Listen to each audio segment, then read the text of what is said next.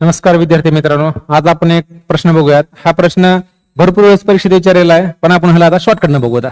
चला, प्रश्न विचारलेला आहे बघा। आता इथं एका उमेदवाराला एका अंकास 25 ने गुणाकार करायला सांगितले होते, पण त्याने चुकून भावड्याकडून चूक झाली, चुकून 52 ने गुणाकार केला, तर त्याचे उत्तर अपेक्षित उत्तरापेक्षा 324 ने जास्त आले। म्हणजे काय, ह्याला सांगितलं होतं गुणायला 25 ना, ह्या पट्ट्याने गुणल्या 52 म्हणजे गुणाकार जास्तच येणार।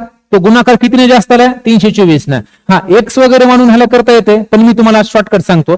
ह्या टाईपच्या गणितामध्ये एक काम करायचं, जेवढा गुणाकार जास्त आलेला आहे तो गुणाकार लिहून टाकायचा 324 ला 324। सुरुवातीला 25 ने गुणाकार सांगितलं होतं, ह्यानं गुणला 52, तर एक काम करायचं, गुणाकारामध्ये फरक पडणारच आहे, म्हणून 52 आणि 25 मधला फरक आपण काढायचा। आता 52 आणि 25 मधला फरक म्हणजे वजाबाकी, 52 आणि 25 मधला फरक येतो 27 चा।